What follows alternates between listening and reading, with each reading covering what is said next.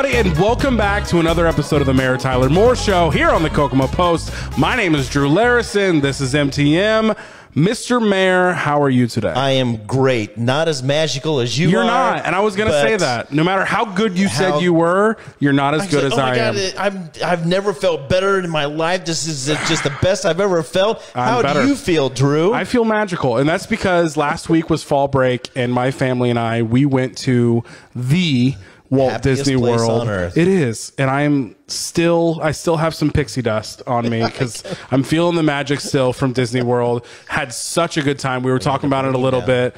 We did 2 days of Magic Kingdom, 1 day at Hollywood Studios, which the Hollywood Studios is where you wish you could live because that's the Star Wars world. Envious. Galactic Edge, I think is what they call it. Galaxy's Edge. Yep. He knows more about it, and I'm the one that went there. No. And it was amazing. We had a great time. The kids were so delightfully exhausted.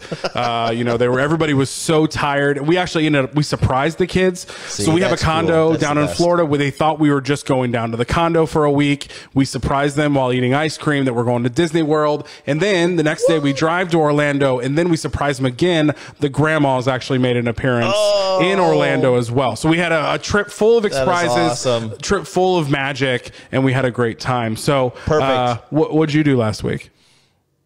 I hung out in City Hall. Oh, that's cool.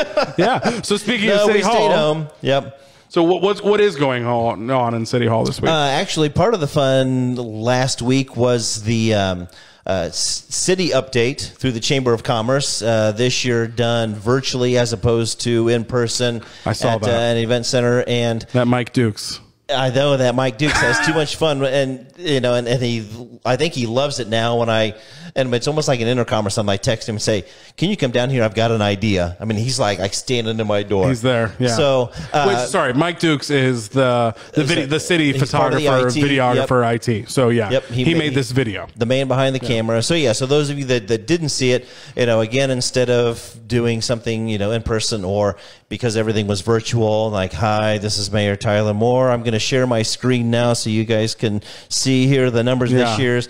We started with that, but then totally cut it and went into kind of a spoof off of The Office. You Michael Scotted it. Like, you were Michael Scott of the city of Kokomo. I did a costume change, and then we visited 5 different departments, saved the best for last, Jenny Jordan, who hates to be on the camera. And she was just, and the fun thing about the entire video that people don't realize, we did that all in one take. Love that. So every place we went was in one take. He's a one-take wonder, this guy. They're like, oh, no, but we need to rehearse. I'm like, no, that's the beauty of it. I'm going to come into your office. Yep. I'm going to ask you a few questions. I want you to go through a few things. You can go ahead and bank notes on some of the numbers you want. And I said, but this is all you. And that's something Jenny, I bet, loved as well, was the lack of planning or lack of organization. Yes. No, Jenny, we're just going to shoot it once. It'll be great. Yes, because but first, in true Jenny Jordan fashion, she was, beside herself. And I said, that's all right. I said, what we need to do, let's do a voiceover. You go ahead and give us the stats, and we'll have Pritesh sit there and be.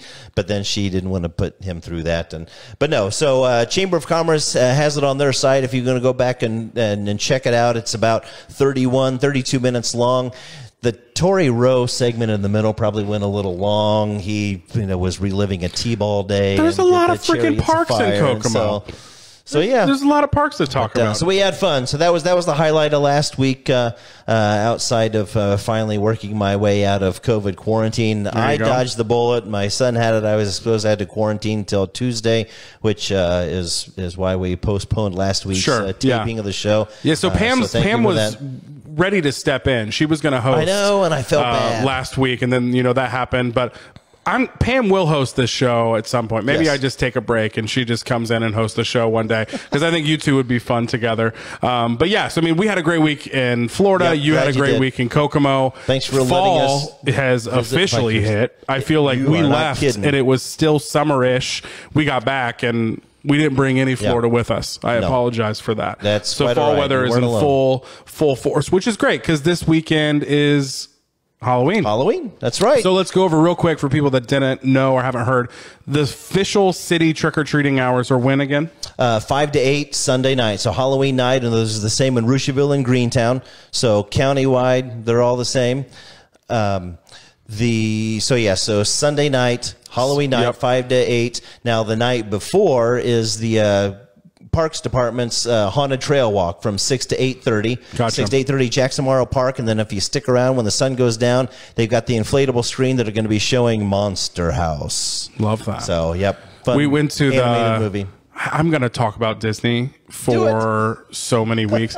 We went through that Haunted Mansion ride. And my son, this was really his first, he's 5. This was really his first amusement park experience. And it was so fun to watch him because he did the same thing that I did as a kid when I went on like my first big roller coaster, which honestly, the first roller coaster I remember was Space Mountain in Disney. So he had the very same experience. But my son Jude, his first words after getting off Space Mountain was, it was too slow. What? Which no one in the history of humans kid's got a future, man. But like, no, it's all a front. Like this is, the kid was terrified. It scared the crap out of him probably, but he did a front. And I remember doing the exact same thing as a kid. And I would say, I remember I looked at him, we were on some other ride, one of like the more intensive roller coaster rides. And I remember he was just deadpanned, wasn't smiling, wasn't saying, he was silent. And I did that same thing too as a roller coaster. But speaking of the movie you guys are going to watch at the park, we went through that Haunted Mansion ride. And at the very end of the ride, I think it says something about like, we're going to you can take a ghost home with you, or we're going to send a ghost home with you. So the only thing Jude said after that ride was, that guy said a joke. He's not actually going to send a ghost home with us. He said a joke, but I'm telling you, it's all a front. It's all a front. We were all, he was so. And the thing is, funny, it's the same ride. So the first time we took our kids there, they were small. Our oldest were probably 7 or 8. Yeah. And, you know, we hit Small World right off the bat. Well, Haunted Mansion's right around the bend. And I was like, oh my gosh, I remembered this as a kid. Let's go on Haunted Mansion. You know, I remember it was pretty funny. Those hitchhiking ghosts and everything. It's a lot of fun. It's a lot different now. Holy cow, was I in the doghouse because all 5 of our kids were beside themselves coming off that ride. It's different. So, yeah, Dad lost some serious credibility after that, right? We had to hop over to Peter Pan real quick to kind of turn things around. Oh, Peter Pan was so good too. But then the haunted tower, the Tower of Terror. Over that Hollywood freaked him out too. He didn't like the up and down. But all right, I promise. Glad you had a good time. I'll try to do as little Disney talk as possible. But I'm a Disney dad now. It's just who I am. Especially if you went to Galaxy's Edge. I mean, we could sit here at a whole separate show on Galaxy's Edge. We could. And I will visit Galaxy's Edge vicariously through you with your photos and videos and everything. Again, anytime you want me to come across the street and do it. One day we're going to go together. I'm manifesting that out into the world. A special of Mayor Tyler Moore show that takes place Galaxy's Edge in Star Wars Galaxy's Edge in Hollywood Studios. And I'm manifesting. It's going to happen. It's going to be put out there. There you go. So we're talking a lot of like really great Disney things, but turning the page a little bit going on in Kokomo, another flag controversy is happening.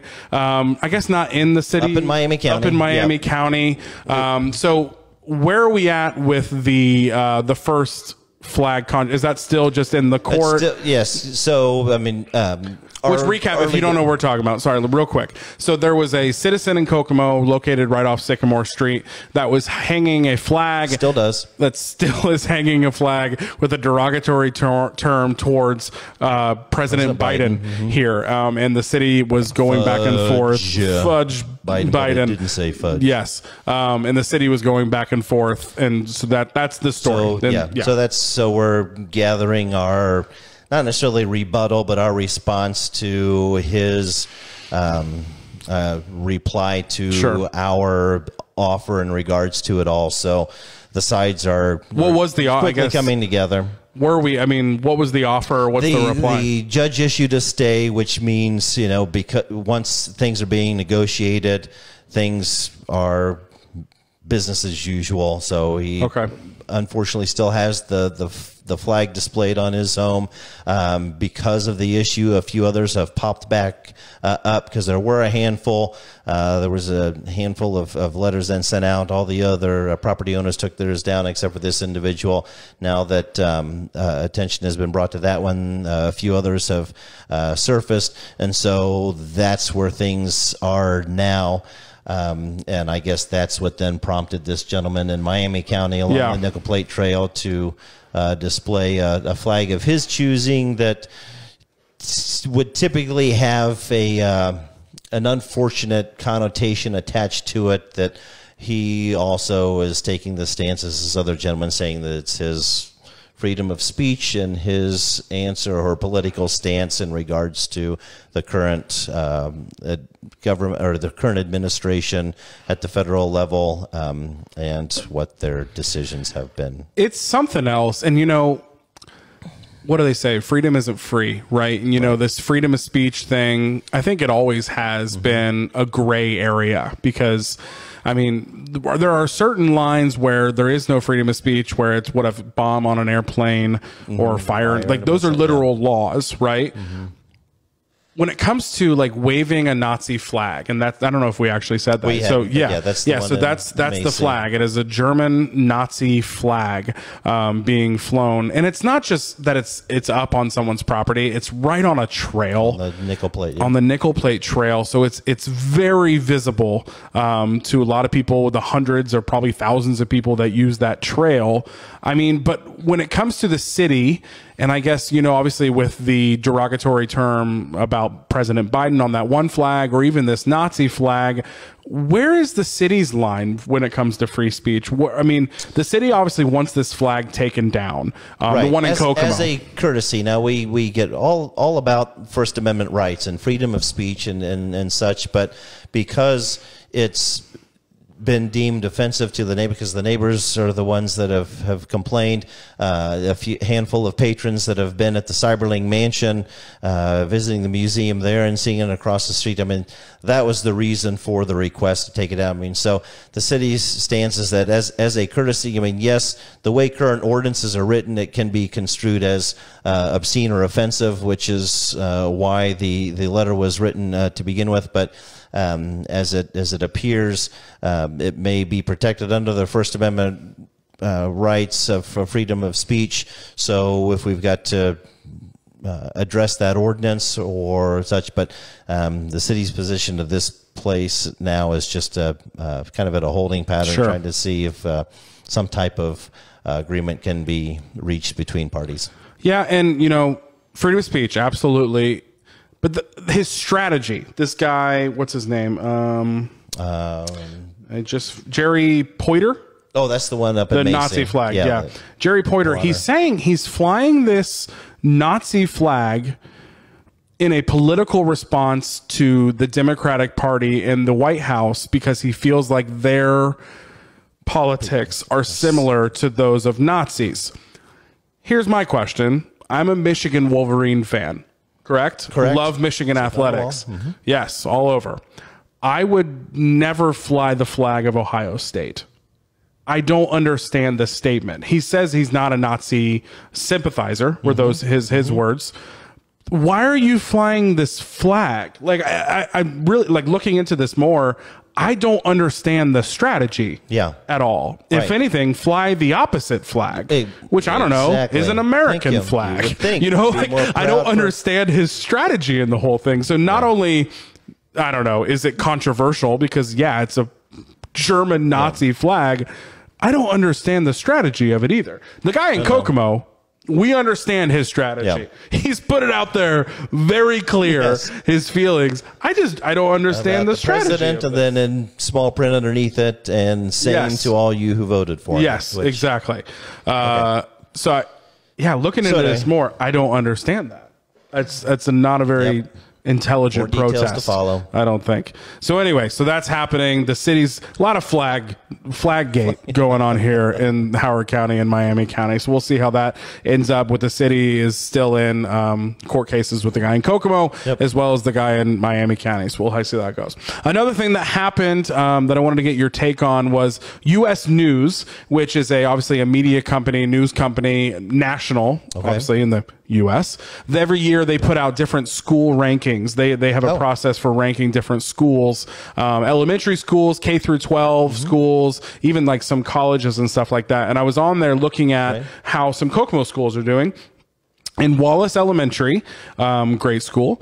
They don't have a mascot. I was going to say go something, but do they? No, they don't have a mascot. Go Wallace. They earned a 94.19 out of 100 total score, which is the 60th best elementary school in the state of Indiana. So well done, Wallace. Kudos to Wallace.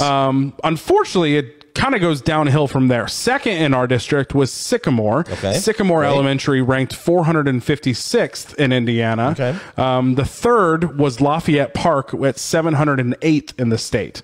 And Lafayette Park had a 30.25 out of 100 score. So Wallace, honestly, that's really great for a town our size and a city our size to have an elementary school score that high is a great thing. But there's a big old leap when it comes to the second, most successful or whatever you want to. Yes, I have those. Yeah, I have some of the factors that go into these rankings is that, things you'd expect, like a student to teacher ratio, math and reading proficiency, math and reading performance.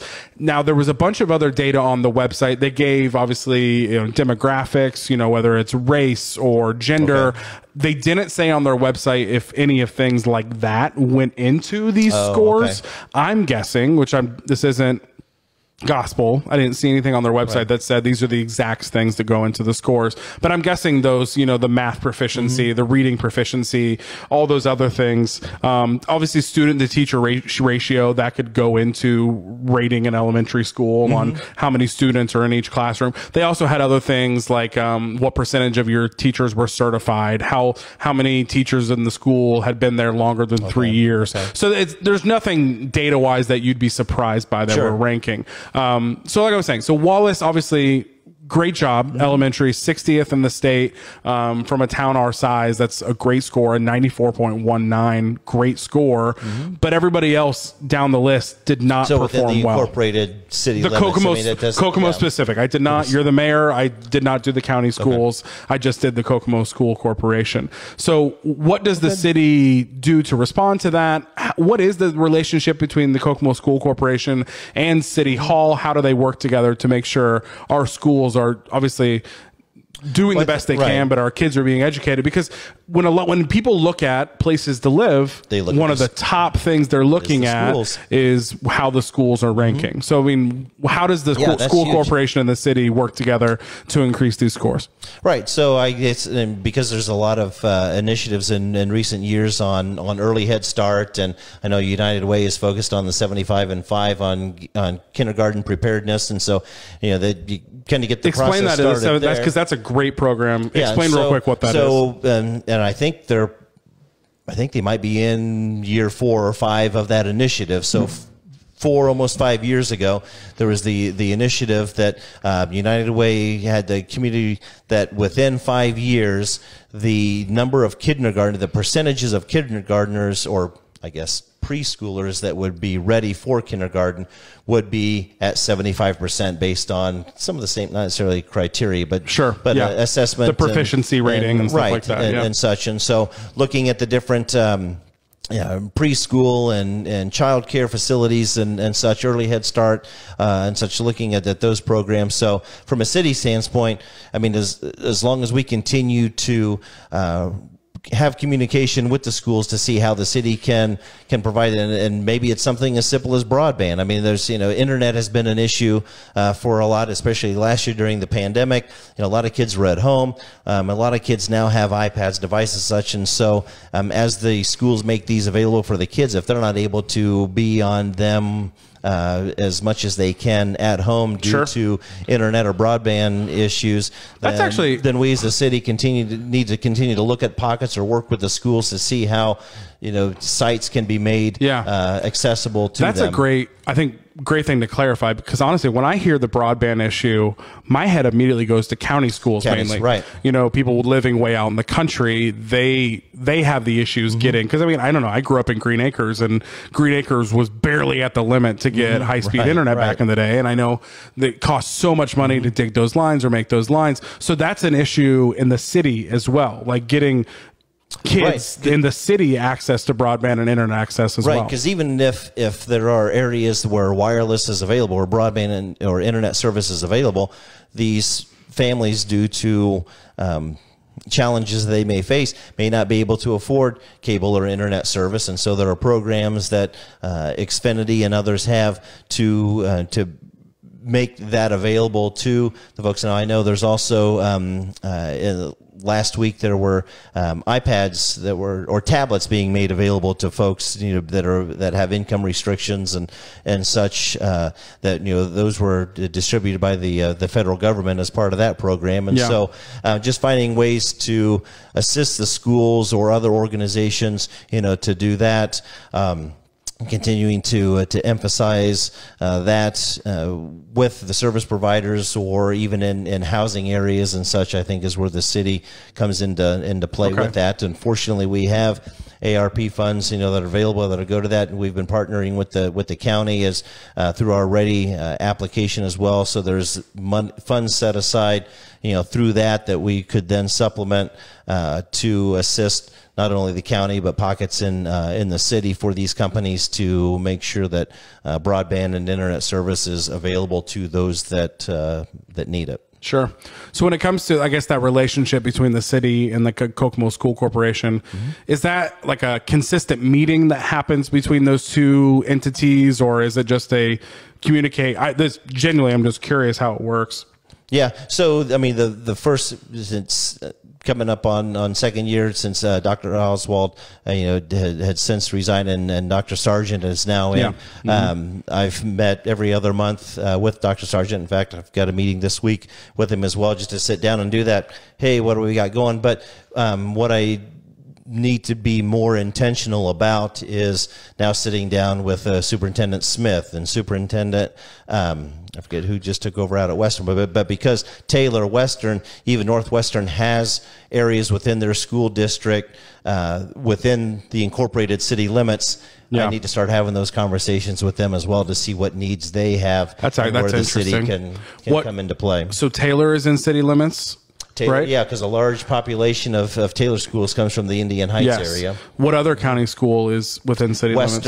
Western's in city limits? There are areas, and so ironically, areas of the district, not the actual school building. Right, not the school building. So residents or students who reside in the incorporated city limits attend. So which I thought this is crazy, growing up, and I think it's still the case. I don't know if they've redrawn them, but Zartman Road, which is like half a mile from Kokomo High School, the south side of Zartman Road is Western School District. I had some friends growing up that if they would have lived on the other side of the street, they would have gone to Northwestern instead of Kokomo. So, same type of Western, thing. Northwestern, and Taylor. And now that, there's the open choice, the open lines, if you will. I mean, there's a handful of city residents that that go to Eastern, and there's Greentown and Rushville students that go to Kokomo. I mean, so there's just a lot going on that I need to be more intentional now to work with the superintendents there, which kind of started. I've got a Mayor's Youth Advisory Board that's always been through the Kokomo School. This is the first year that I reached out to Western, Northwestern,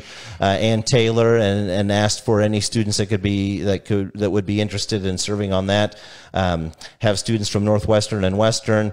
Still trying to get back in touch with Taylor to see, but again, reaching out, branching out to those schools as well to get those students and young adults part of the advisory board. Which, tell me if I'm wrong, probably that thought of yours to do that, to reach out to those schools, your kids went to Western. Or, go to that school, so you want to bring in and do all you can for those schools as well. So that's good to hear. Yeah, so once again, congratulations to Wallace. That's awesome. And if you guys don't know, Wallace is the integrated arts school here in the city. So, they're learning a lot of things, math, reading, obviously, but they're also, my kids go there, they're learning violin already. They're learning keyboard, a lot of like the arts as well as integrated in that learning. So it's that, I'm guessing, especially in this area, was an experiment, really. It's a new type of learning, and can we do this and still have kids proficient in the basics, the math and reading? And obviously they can. Shout out to Jason Snyder, the principal over there. You're doing a great job, sir. Keep up the work. My kids love you.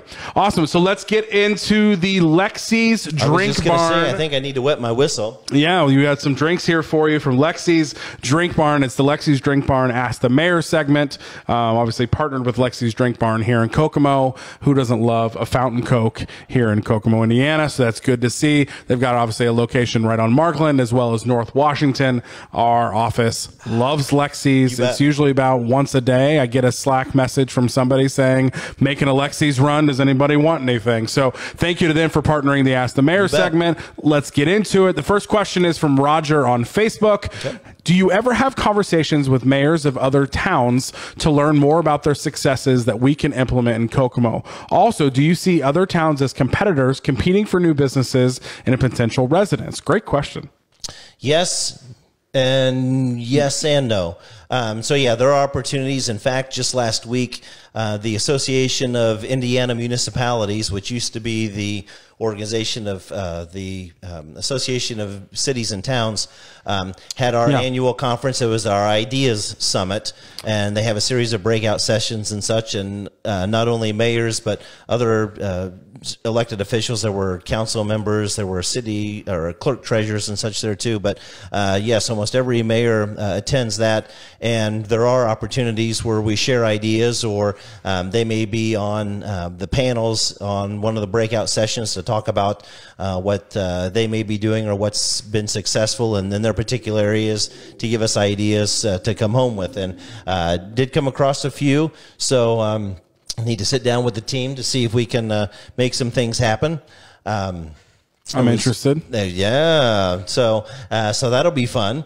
Are we finally getting that professional pickleball team I've been telling you about? Apparently, I need to get more pickleball courts. Pickleball's blowing up, y'all. Before I get, I'm telling you, that sport. It is amazing how many. They love it. I played it. It was one of those random sports I played in high school gym class. And if you don't want to pickleball, we played it. Never played it.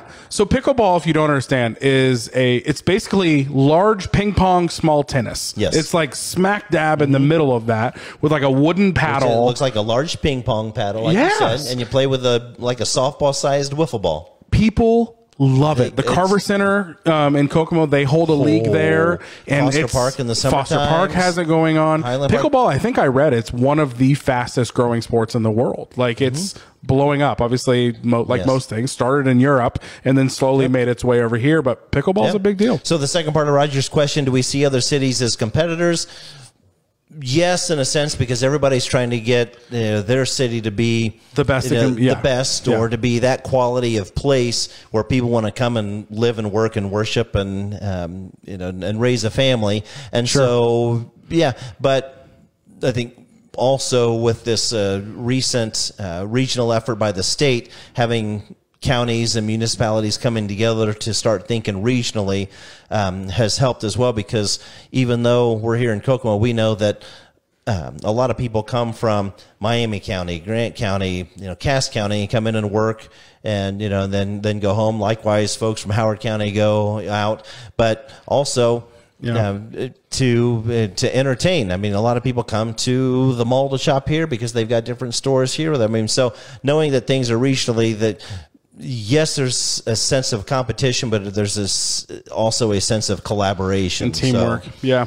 And that's that regional attitude that's talked a lot about right now, like from our city. And we talk about we've got such strength as a region that we really haven't noticed in the past. And I agree with that completely. I mean, it makes sense. I think Mayor Goodnight won an award previously at that convention, he won. He had the Association of Mayors. I know he had held the conference here maybe 4 years ago.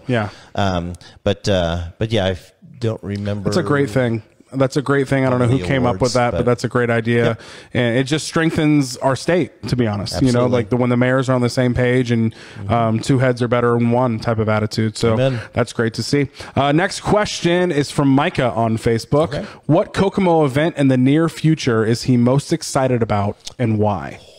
The Christmas parade on December 4th. I'm really excited about that too. Yeah, I mean, since we had to put that off last year, and just all the excitement that's starting to continue to grow around it, it's something that my folks are all into, and they're helping organize and such. But Nice. I think having it later in the night, having things lit up, and then just hearing how groups are coming together for the parade, I think it's really going to turn out spectacular. So Tell you what, after being in Disney and seeing some parades and some lights, my expectations are pretty high, Mr. Mayor. Okay. I'm going to be honest. I'll see if I can get a Mickey suit on. Put Jenny Jordan on a zip line sprinkling pixie dust across Main Street. Oh, I'd pay money for that. Oh, I'd love that. All right, next question. On Facebook, if Kokomo Monopoly game was created, what would you choose as the boardwalk of the town? Could be a street like the original game, or a public property, restaurant, etc. So what is boardwalk of Kokomo? Do they know that there is a Cocoopoly?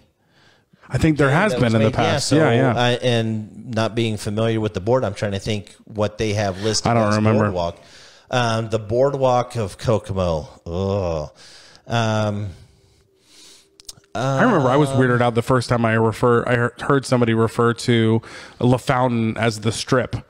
Right. So like that's what was known as like the Strip back in the day. Yeah. I don't know. I mean, maybe Sycamore, because that's what I was thinking. Running right into downtown. That's what I was thinking too. That makes sense. The hints of the silk stocking on both sides. The Cyberling there. And the Cyberling. Yeah, you're right. That's got to be it. Sycamore is the boardwalk of Kokomo. Would be the boardwalk. Great question. These are fun. Yeah, this is fun. Next question from Facebook. What is something big he has planned for Kokomo in the year of 2022, other than bringing a Walt Disney World to Kokomo? I promise I'll try to stop. I'm a Disney dad. That's who I am. Anyway, go on. If we could bring a hint of Disney to go something big in 2022. That you're allowed to talk now. In previous shows, you have mentioned there's more pretty in-depth movement on the hotel and convention center downtown. Right. Is there any update on that? There is not. I mean, we're still getting numbers together. I mean, the same song and dance, as in recent. I mean, although again, having the original preferred developer back at the table and being more intentional and such, and still getting numbers together. I mean, it would be fun to see some dirt finally turned on that corner next year. So we're keeping our fingers crossed. Same way with the industrial park. Now that we're ready to close on the industrial park, we've been talking about that forever, and so we'll be able to turn some dirt on that next year, getting infrastructure in. Planned and ready to be put in place to start those Lego pieces to be put in. But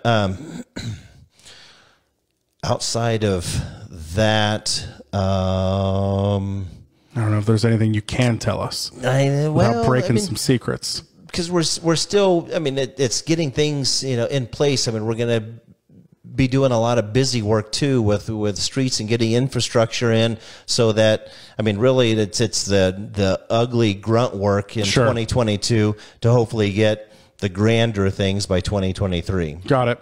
I did notice the Sycamore being paved when I got home. That was nice. That was nice. Now to we're see. getting ready. They're going to do the last stretch of Washington from IUK campus, the Hawk Walk, if you want to call it, the little crossing walk there, all the way down to Rainbow Drive. So getting ready, EMB's getting ready to do that. Gotcha. But fingers crossed that we get Park Avenue from Phillip Street down past Kokomo Beach to Washington Street. Hopefully we get that milled, done, curbed, and paved before the end of the year. Gotcha. Yeah. I don't know if I've ever said this on the show. I know I've dropped it to you. I know we've talked about it before. I still think this is one of my big Kokomo dreams that I think would be a smash hit. An outlet mall. Near Championship Park. There's so much land out there. We're right on a bypass. There's not another outlet mall close to us. I'm telling you, if anybody's listening, leave a comment below. If you just comment outlet mall, Mr. if you Hankey, agree, I hope you're listening. I'm telling you, I think it'd be a great idea. There's not one close. People love outlet malls. Normal malls might be struggling in the world of the internet, but outlet malls are still winning. Anyway, next question. John from Facebook. We've had 2 house fires recently in abandoned houses in Kokomo. One on South Webster and one on West Jefferson, which is now completely gone.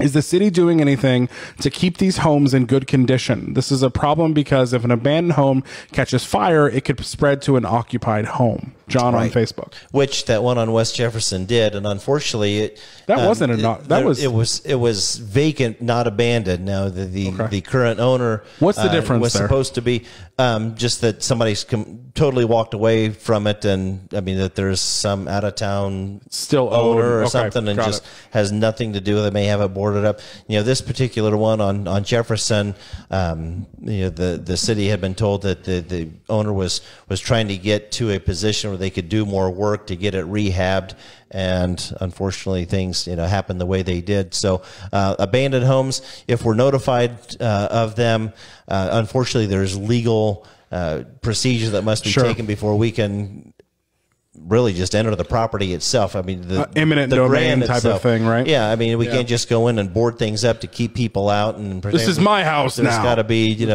and unfortunately, a lot of those have been foreclosures, and so these banks that are out of town and have different foreclosure divisions and such, sending notices to them to try and get them to board something up or to secure a particular property or give us the permission to do it. Therein lies the red tape that must be addressed and taken care of and followed before we can actually do something too. So if they see abandoned properties, if they see something to concern, by all means let us know so we can get code enforcement and inspection services out there to check it out, get in contact with the owner and see if something can be done. Yeah.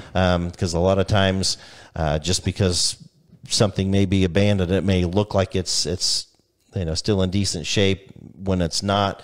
And there could be other things going on that we may not see, or that even KPD, just happening down the street may not be able to catch or notice. So quick segue too, Bridges Outreach in town, they're doing a lot of, as a part of like raising money for their organization, they're actually going in and flipping some of these similar property type of homes, right? And they're working the city to do that? Yes, we entered into a development agreement with Bridges. So the development agreement is that an organization or developer or something works with the city. They basically sign an agreement with the city saying, okay, if you assist us to the extent that we may need, and we promise to get this done within a certain amount of time, and then and then if it doesn't, then certain things work out. But yes, we worked with Bridges. They're in the process of remodeling a home to then make available to one of their Bridges families to again hand up situation. Great. Use the proceeds from that, still partnering with the city to then hopefully go to the next do one another or two one. homes. Right? Yeah, no, great program through Bridges. They're always doing great stuff, including Frozen Sandlot. So yeah, come out and do some ice skating. Support do we know dates? Bridges. Well, you said that Friday. Black Friday is the first day for ice skating, and we'll go through January 8th or 9th, I think, is the last day. So that's going to be a hard day. That first week of, I know sometimes we've done when the weather really was deciding. Right. No, the school, you're right. And when school goes back, because it definitely dies down. School will be back. You're right, but we'll still finish out that week. That school's first back, and then kind of assess the situation then to see if we do one more weekend. Got it. No, that's always a really great thing. Some of the most embarrassing moments of my life took place on that Frozen Sandlot. Nice. I am not a figure skater. So next question, and also our last question here on our Lexi's Drink Bar and Ask the Mayor segment is, how are you going to train the police on people with disabilities? Will I have to worry if I get stopped and the officer says to get out? Will the officer hear me when I say I cannot? My wheelchair rides in the back seat behind me, asking for all the wheelchair and walker drivers. That was Jill on Facebook. Okay. I'm going to take a guess. There was a viral video recently on the internet where there was this guy who was, he was, I think, paralyzed from the legs down, and the cops did not believe him. Sure. And they thought he was literally just trying to get out of getting a ticket or whatever the charge was at the time, and it kind of blew up because the guy wasn't lying. He was legitimate. Right. He was paralyzed from the waist down. So that might be where this question is coming. So tell us, I know we've talked a lot in the past about the training of the KPD when it comes to maybe racial issues that, that's been a hot topic in, certain times, or maybe some other things going on. What is the training, or if there isn't, if there even is any, when it comes to people with disabilities and traffic stops. Right. So our police department, it has training within the department itself, and each new recruit is then assigned to a field training officer when they prior to academy and then after academy. But they're required to go out of town to a formal police academy school setting, and so they receive training there as well as from their field training officers here in Kokomo. And so a lot of that is covered. A lot of it is just, some of it, experience and awareness as well. Unfortunately, there's those bad apples out there. I mean, like I said, the police didn't believe the guy was paralyzed from the waist down because they probably had 4 or 5 others prior to him try to pull the same thing. But hopefully, and that's something that we can continue to impose upon our officers, not just for handicap, but you mentioned racial issues as well, to be sensitive with that, and accommodating. And unfortunately, our officers do. I mean, we've done a great job. I'm very proud of the efforts that are made by our police administration and making sure that the proper training is done and issues. But there are going to be those times where somebody gets caught on a bad day in a bad situation or something, and something will happen. We can't avoid that, but at the same time can't make excuses for it. So hopefully they're not asking this question because of an experience that they have. It didn't sound like if they have, please let us know. Yeah. The way she wrote the question, I really think they probably saw that video and was like, I'm a disabled person as well. What would happen to me if this happened to me? Yeah. Yeah. And that's just it. I mean, police officers, they never know what they're walking up on. It could be a situation from a domestic dispute. There could be someone handling a gun. There could be somebody handicapped. There's somebody paralyzed. There could be somebody that was experiencing a medical event, a mental health issue. I mean, you're right. They've got to be ready for any and every situation, and they do the best they can with their field training officers, that they're assigned to make sure that things like that are covered. So we'll continue to make that a priority. Good to hear. And I will say about that, the viral video that went viral, unfortunately, the man in question in that video was a young black male. So of course that, another example of maybe, yes, exactly. So, awesome. So those are the questions for this week's Ask the Mayor segment, partnered with and powered by, or whatever you'd like to say, Lexi's Drink Barn here in Kokomo. Like I said, our office loves Lexi's. At least, once a day, I'm seeing somebody walk through the doors with a Lexi's cup to keep them going with a good old fountain Coke, which is such a Kokomo staple. So if you're going to drink a fountain Coke, drink a Lexi's Coke. I think I just made their slogan for them. Love to see it. So the last time we talked was Movies with the Mayor. We talked Edward Scissorhands. I was going to have Pam talk about that movie because she was going to be hosting the show. Hey, Pam, did you watch Edward Scissorhands? You want to come talk about it?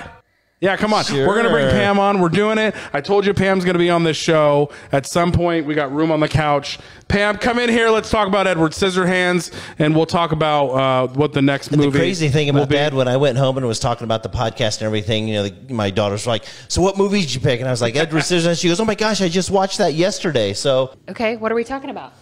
What'd you think of it? Had you seen it before? Yes, I had seen it before. It's Tim Burton, so it's always a little dark. For people who haven't seen it, yes, it's a little dark, but a great message about what matters. Acceptance, I know, and it's a great movie. I think it's one of Winona Ryder's first movies. I believe you're right. And maybe even Johnny Depp. There's this guy named Edward. Well, there's a scientist who... very Frankensteinish, obviously. He builds a teenage boy, and doesn't he pass away before he finishes? And so poor Edward makes his way down the mountain where he's been built by this scientist, and this family takes him in. He falls in love with the daughter. Do we spoiler alert this? Oh, no, we're fine. Okay. So he falls in love with the daughter. She has this jerk boyfriend. And this movie I should have looked it up. It was made in the early 90s. Yeah, it was, it was 80s. Oh, it was 80s. I think it was 89. I'm usually right around the 89, 90. It was 90. Oh, Okay, it was very 90. close. 89. And she has this jerk boyfriend, and there's the neighbor who owns the salon. Anyway, at the end of the movie, like, you know, hilarity and pranks ensue. And then at the end of the movie, basically the jerk boyfriend and the neighbor do all they can to bring poor Edward down. Right. And in the midst of all of that happening, the teenage daughter starts to develop, like, see who Edward truly is. Right. And have some feelings for him and realize her boyfriend's a jerk. And, shoot, now how does it end? I watched it last weekend. Not this past weekend, but the weekend prior. So I think the neighbor kind of has a change of heart. Doesn't she? Well, I'll admit I didn't watch it. Oh, you did? Oh.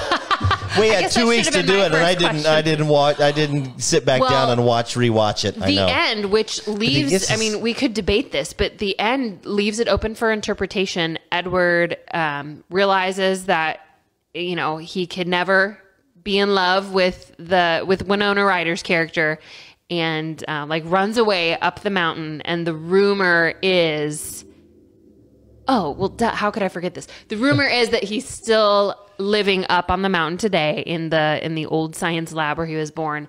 And all of this is told from a grandmother to her granddaughter. And she has this snow globe where she's like remembering the story. And you find out the grandma is Winona Ryder. So, yeah, it's a great movie. It's fun. Yeah. Awesome. Thanks, man. Okay. You're welcome. You're welcome. Awesome. Okay, great. Yeah, so thanks for watching this episode of the Mayor Tyler Moore Show here on the Kokomo Post, with an appearance from Pam today. Breaking stuff. So thanks for watching this episode. Do you have a dad joke? I am going to watch it. Dad joke. Do we want another movie? Oh, yeah. What movie? We'll stick with Halloween. It may not be young kid appropriate. Mel Brooks' Young Frankenstein, my favorite Halloween movie. Never seen it. You haven't seen it? I'm about to. Okay, don't watch it with the kids. I mean, well, there's adult humor. It might go over their head, but yeah, definitely. They're classic Disney Mel kids Brooks. Yeah. But yeah, I mean, it's a staple at Halloween. So yeah, so dad joke. What do you call a clever monster? I don't know. What do you call a clever monster? Frank Einstein. Wah, wah, wah, wah. Thank you for watching this episode of the Mayor Tyler Moore Show here on the Kokomo Post. As always, if you have questions for the mayor, leave them in a comment below. And if there's a great question, you will show up on the Lexi's Drink Barn Ask the Mayor segment. So thank you for being here, Mr. Mayor. Thanks for having me again. You know, in the spirit of Disney, have a magical day, and thank you for watching. We'll see you next time. Bye, all.